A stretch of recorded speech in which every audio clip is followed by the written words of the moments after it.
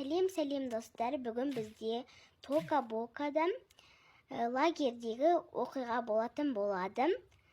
Бұл бізде лагердегі жетекшіміз.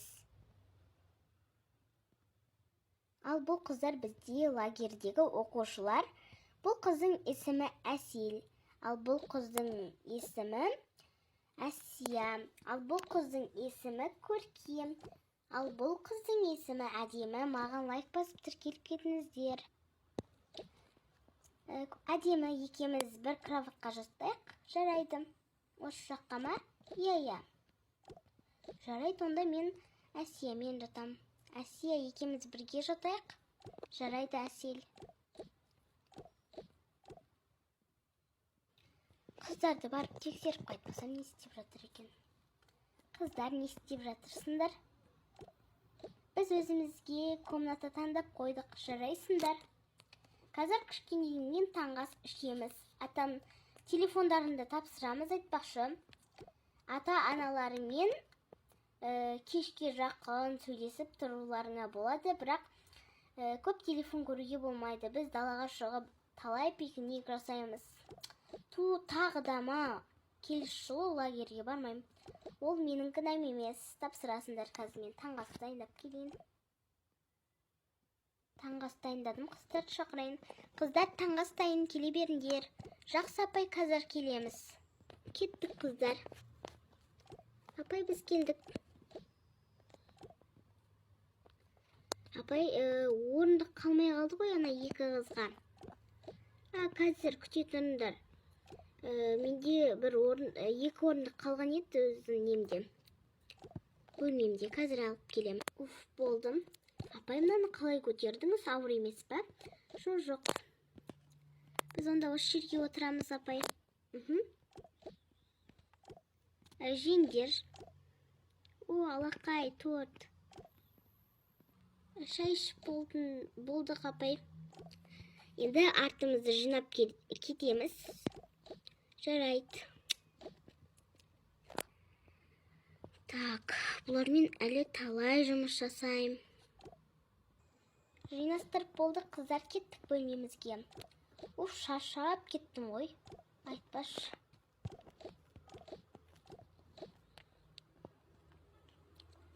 Қазір кеш болады екен. Мен пижамамды киіп жатпасам. Апай қайдан жатқызады дейсің қазір? Тағы бір жұмыс дейтін шығар. Ой, олай айтпасай, апай маған ұнады. Кеш батты. Өлі, қыздарды барып жатқызайын. Қыздар, жатыңдар. Мен де жатайын. Фетім жүріп тұр. Қазір пижамамды киіп алайын мен. Мен де. Бұл да ауыстырып біттік. Мен жатайын, наушнигімді шешіп. Мен үстіне жарайды, ал мен астына жатайын. Бантигімді шешіп қойайын. Мен де шешіп қойайын, мен де. Мен астына жатайын. Жақсы. Осымен таң аттым. Сағат таңғы 6 екен. Қыздарды оятайыншы барып. Қыздар, тұрамыз. Апай. Неге оятасыз? Әлі сағат 6 ғой. Мен үйімде 8-де, 10-дарда тұратынмын. Ал бұл лагер сендердің үйлерің емес. Жарайды. Күнделікті өмір сүріп жатсыңдар бұл жерде. Мен бантигімді кигенің не? Неге киесің? Сасып кеткен шығар. Сен онсыз да қарасың. Сенікі жайма, менің құрбыма теспе. Қыздар, тынышталамыз, не болды? Так, қыздар, апайдың алдында ұрысып тұр. Не сұмдық бұл? Не болды, қыздар, сендерге?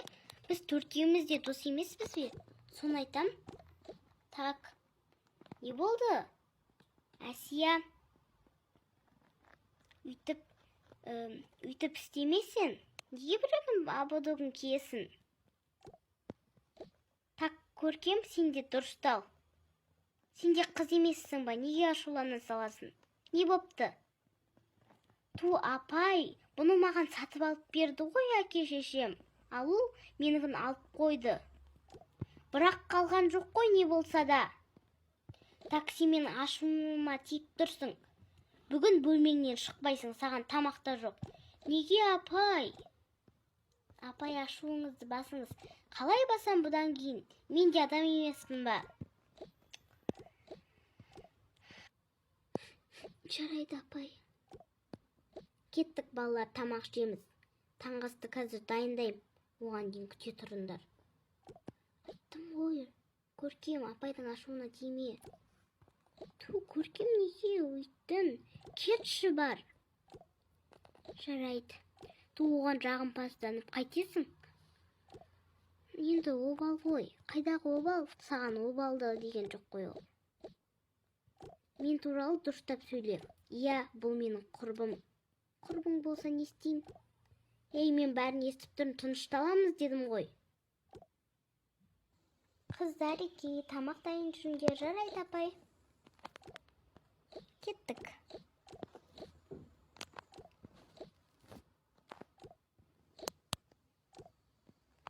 Апай, бүгін күшті тамақ екен ғой? Иә. Сэндвич бар. Әрине, сэндвич қой. Не деген дәмді. Иә, апай, өте дәмді болыпты. Мына жерде екеу қалыпты, біреуін сенде ғой. Рахмет, апай. Апай, бірақ Көркемге обал болды ғой. Енді өзі ғой. Сен жылап қойған жоқсың ба әйтеуір, Әсел? Жоқ, апай. Керісінше оған обал болды ғой. Жегім келіп кетті ғой тіпті. Мама, мен сен осындай кезде қадіріңді білмедім. Кешірші мені. Неге қарным ашып кетті ғой менің. Ей, Көркем? Апай, Көркем талып қалды. Не дейсің, не сұмдық? Көркем? Істейміз енді, ата-аналар маған ақша сөйлеп жүр ғой. Ту, апай, айттым ғой сізге. Қазір тамақ береміз оған. Бұл ауыл жақ. Бұл жақта дәрігер болмайды вообще. Қазір мен үйге дәрігер шақырып көрейін, әрине келсе. Дәрігер болыңыз, мына жақта қыз талып жатыр. Так. Маған кедергі келтірмеңіздер, сондықтан ар бөлмеге барыңыздар. Тек апайларың қалсын. Бұл не себептен болды? Ол өзінен өзі талып қалды. Жоқ, ол маған тамақ бермеді. Дейсің? Жоқ, ешнәрсе деген жоқ, ешнәрсе. Мен қыздың өзінен сұрап жатырмын, сондықтан сізде маған кедергі келтірмей, бөлмеңізге бара тұрыңыз, жарайды. Мен бәрін естідім. Қазір мен полиция шақыруым керек. Бұл қандай лагерь өзі? Иә, бұл полицейдің бастығы, яғни мен. Көп полицейлер бос емес, сондықтан мен өзім келдім. Бұл лагерде өзім адамды адам деп санамайды. Мен сізге алдын ала түсіндіріп жатырмын. Олар қазір бөлмеде. Бұл апай, Көркем деген қызға тамақ бермепті. Жақсы, біз оны сот алдында шеше аламыз. Әзірше одан сұхбат алуымыз керек. Жақсы, мен үйіме қайта берсем бола ма? Әрине қайта аласыз. Сіз ешқандай кінәсізсіз. Әрине кінәсізбін ғой. Бұл лагерде енді біраққа жауып жүрем. Маған тамақ бермегеннің қандай болатынын көрсін. Полиция қайдан жүрсіз, қыздар? Артаман тұрыңдар. Сәлеметсіз бе? Сіз бұл жерде Көркем деген қызға тамақ бермегенсіз, сондықтан сіз бұл лагерь жабылады және сізге штраф салынады, немесе сот алдында Көркемнің ата-анасы егерде сізді түрмеге жапсын десе, сізді 1 жылға түрмеге жабамыз. Не? Жоқ. Апайға олай істемеңізші, оның түк кінәсі жоқ. Көркемнің кінәсі бар. Көркеммен дос болмаймын мен енді. Жоқ, апай, кетпеңізші қыздар. Уайымдамаңдар, сендерді ата-аналарыңа тапсырып кетемін мен. Бәрібір уайымдамаңдар. Ешнәрсе болмайды. Әдемі неге жылап тұрсың? Бұл лагерь жабылады енді. Сенімен ешқашан дос болмаймын. Тоқта, неге? Бұл не дегенің? Біз бір жыл бойы дос болдық қой. Сенде досың болғанша болмаған артық. Біздің апайымыз сотталғалы жатыр. Сен неге өтірік істедің? Мен сені басында білгем осындай қыз екеніңді. Жоқ, мен әдейі істемедім, кешірші досым. Сен менің байлығыма ғана қызыққан екенсің ғой. Кешіріңдер қыздар. Қайдан кешірем? Апай сотталғалы жатыр. Апай бізді тапсырып кетеді. Мен бұл лагерге үйреніп те қалған едім ғой. Келгенімізге әлі бір айда болған жоқ. 20 күн ғой. Так, керек емес заттарды біз көлігімізге салдық, себебі сол Көркемнің ата-анасына береміз. Ал сіздің киімдеріңіз осында болады. Қыздардың киімін алып кете алмаймыз. Не? Бұларыңыз қатты кетті ғой енді. Мен дұрыс жасамадым ау. Болды. Мен енді шаруам жоқ. Қазір бұл жерден тез кетпесеңіз, полиция қызметкерлерінің бәрін шақырып, солай болады. Солай істеуге мәжбүрлемеңіз. Жақсы. Талай жыл апай болып істедім. Апай.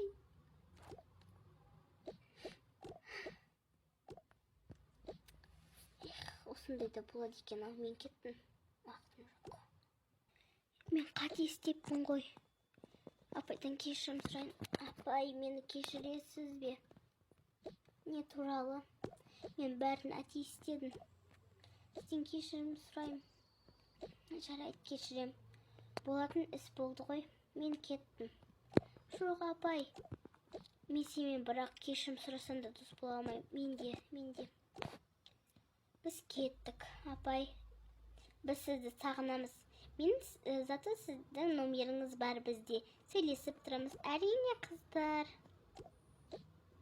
Не істедім мен өзі? Не істедім? Кеттік, қыздар. Мен ақымақпын ба? Қандай тас жүрек болған мен? Апайдан кешірім сұрасам да, шын жүрекпен кешірмеген шығар. Біздің серия осымен аяқталды. Егер серия ұнаса, лайк басып кетіңіздер. Я, өте керемет болды. Бұл жерде серияның адамдары. Бізде басты кейіпкерде осы адамдар болады. Ал бұл кісі жай ғана полиция. Егер видео ұнаса, лайк басып тіркеліп кет.